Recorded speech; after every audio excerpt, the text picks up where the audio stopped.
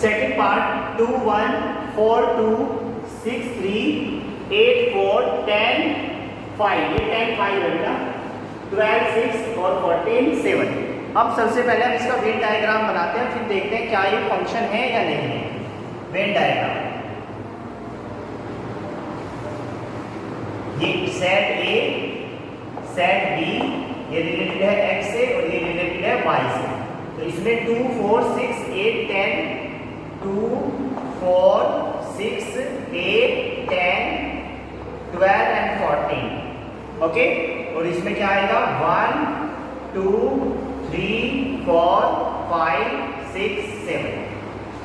बनाते हैं बेटा। 2 की इमेज 1 पे, 4 की इमेज 2 पे, 6 की इमेज 3 पे, 8 की इमेज 4 पे, 10 की 5 पे, 12 की 6 पे, 14 7, ओके। अब बताइए, बहुत ध्यान से देख के बताइए, क्या ये एक फंक्शन है? Yes, this is a function because definition of function, each and every element of set A has only one image in set B। भाई सारे एलिमेंट ऑक्यूपाइड है और सभी की एक एक इमेज है। तो यस इट इज फंक्शन, यहाँ पे लिख देंगे यस इट इज फंक्शन। ये क्या है? फंक्शन। रीजन लिखना है तो डेफिनेशन आप लिख देना, because each and every element of set A has one and only one image in set B. अब इसका डोमेन बताइए क्या हो जाएगा? डोमेन हो जाएगा 2 4 6 8 10 12 14 और रेंज हो जाएगी 1 2 3 4 5 6 7। ठीक है, हो जाएगी ना? अच्छा, कोई इसमें फंक्शन को आइडेंटिफाई कर सकता है कि ये फंक्शन कौन सा है? भाई देखो, 2 रखने से 1, 4 रखने से 2, 6 रखने से 3, बताओ कौन सा फंक्शन है? f(x) = x/2। कौन सा फंक्शन है? f(x) = x/2, है ना? बोलो ये है ना? भाई आपने देखो 2 रखा तो 2 का आधा 1, 4 रखा तो 4 का आधा 2, है ना? ठीक है, नोट कर लीजिए। डोमेन ये हो गई और इसकी रेंज ये हो गई। Right it. किसी को कोई डाउट है तो पूछ लेना बेटा। If you have any problem तो यू कैन आस्क।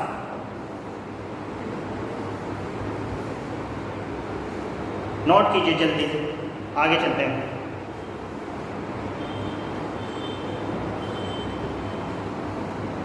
थ्री वाला देखते हैं अभी, थर्ड वाला फंक्शन है या नहीं। Okay, third part.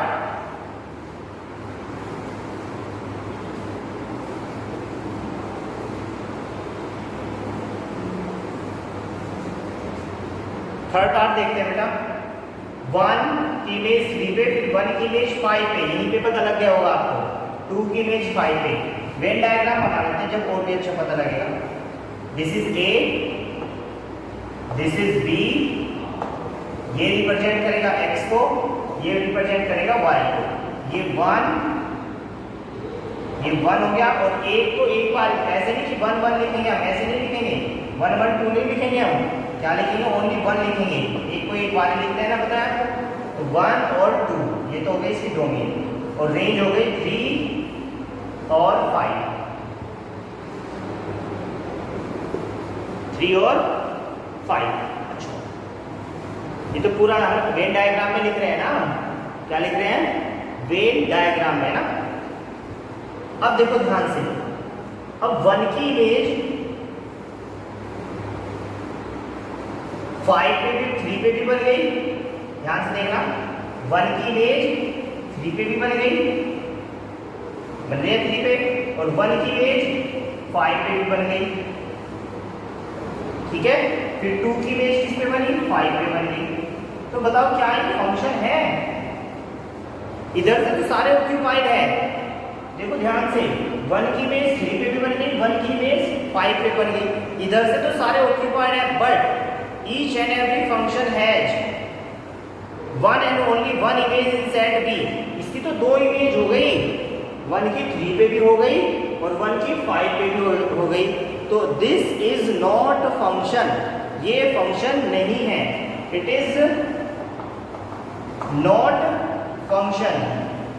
रीजन दे देना because one have two image, one की दो इमेज है, एक तो 3 and 5 and it is not possible in function, तो इट इज नॉट फंक्शन, और ये फंक्शन नहीं है तो we are not able to find the domain and range, हम इसकी डोमेन और रेंज भी फाइंड नहीं कर सकते क्योंकि फंक्शन ही एग्जिस्ट नहीं करता। किसी को कोई डाउट? बोलिए बेटा, एनी प्रॉब्लम? चलिए फिर नोट करिए, फिर नेक्स्ट क्वेश्चन करते हैं।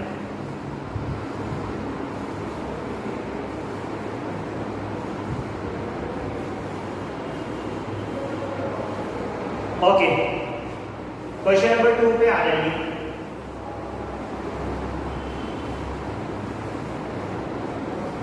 Question number 2, fx is equal to minus mod x, minus mod x, okay, fx is equal to। अब मेरी बात सुनिए, सबसे पहले मैं आपको ये समझाता हूँ, इसकी हमें डोमेन बतानी है कि डोमेन क्या है इसकी, डोमेन एंड रेंज, रेंज भी बतानी है क्या, ओनली डोमेन ही बतानी है ना आई थिंक। चलिए रेंज भी बता देंगे, नो प्रॉब्लम। सबसे पहले आप इस फंक्शन पे आ जाइए, fx is equal to mod x, और इसका ग्राफ बनता था ऐसे, ये तो बनता था इसका ग्राफ, mod x का ग्राफ, ओके।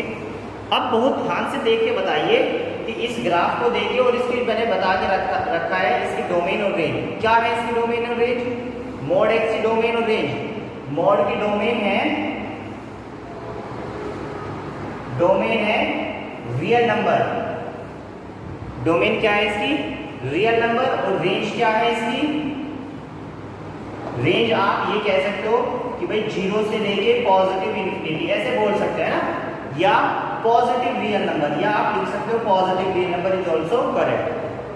अगर आपको इंटरवल फॉर्म में लिखना है तो इस तरह लिख सकते हो, क्लोज इंटरवल 0 से लेके इन्फिनिटी, क्योंकि ये हमेशा एक पॉजिटिव वैल्यू देगा, ठीक है, तो या आप इसको आर पॉजिटिव रियल नंबर भी लिख सकते हो। Is that clear? अब देखो ध्यान से, इसका कोई सोल्यूशन नहीं करूंगा मैं, डायरेक्ट करूंगा, fx is equal to mod x है, fx is equal to mod x, और यहां पे लग गया माइनस, तो डोमेन तो अभी क्या है इसकी, रियल नंबर है, डोमेन तो अभी इसकी क्या है, रियल नंबर। हम कुछ भी इसमें पुट कर सकते हैं, कुछ भी पुट कर सकते हैं ना भाई, 1 2 3 -1 -2 1/5 1/7, कुछ भी पुट कर सकते हैं, यस या नो, ठीक है, बोलिए।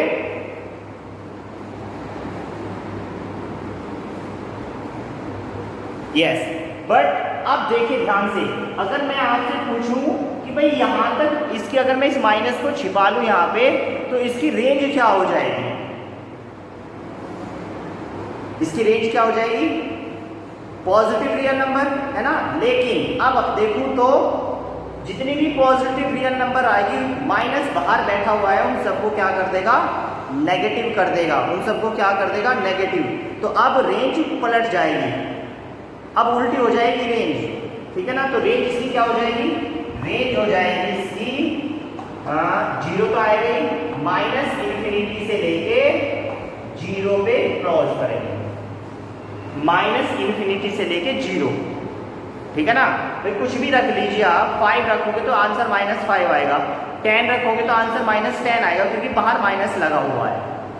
Is that clear? बात समझ में आई है नहीं? ठीक है, तो इस फंक्शन की मैंने रेंज भी निकाल के आपको दिखा दी। कोई डाउट किसी को? चलो लिखिए बेटा इसको, फिर राइट इट फास्ट।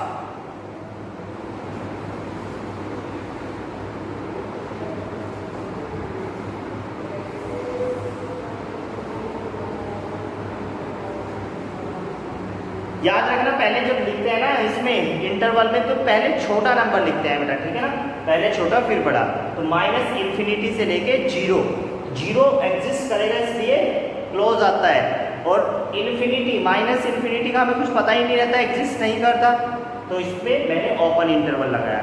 इन्फिनिटी पे हमेशा ओपन इंटरवल लगता है, ये बात ध्यान रखना आप लोग, इन्फिनिटी में हमेशा कौन सा इंटरवल लगेगा? ओपन इंटरवल, चाहे वो पॉजिटिव इन्फिनिटी हो या नेगेटिव इन्फिनिटी, क्योंकि इन्फिनिटी हमें एग्जैक्ट उसका पता नहीं होता कि वो क्या है। ठीक है बेटा, कोई डाउट? ओके